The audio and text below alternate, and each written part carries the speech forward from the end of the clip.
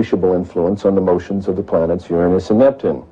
At that point, we voiced the hypothesis that this means that there is at least one yet-to-be-discovered planet in the outer reaches of the solar system, and this naturally led directly to you and your interest in what we're doing, and that's when you sent me this book.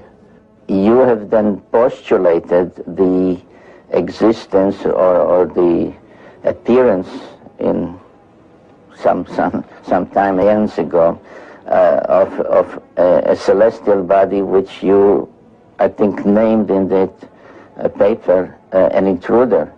Yes. Which may have collided with or somehow turned on their side both Uranus and Pluto.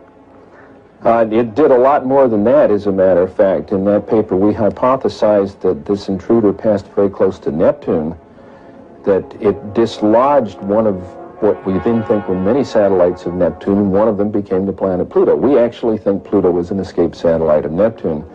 This will also take the orbit of Triton, the big satellite of Neptune, and reverse it. We'll take the orbit of the satellite Nereid and extend it outwards. We can produce all of the observed aspects of the satellite system of Neptune plus Pluto's orbit just with this one single intruding planet.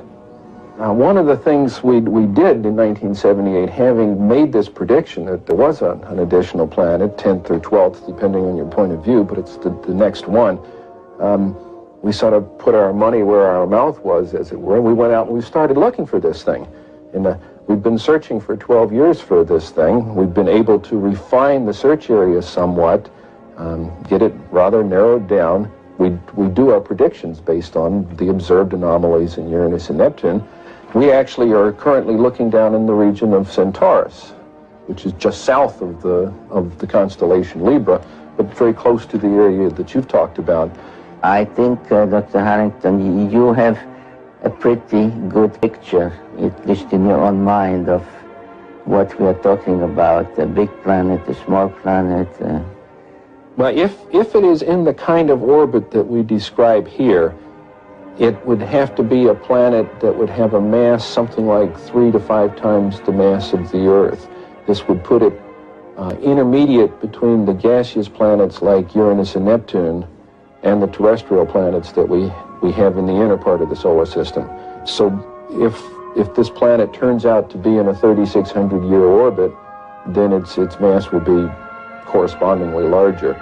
But we're talking about something it's a perfectly reasonable kind of planet. It looks like a good, nice planet, small enough that it's not going to be completely enveloped in gas, so it's perfectly capable of supporting life.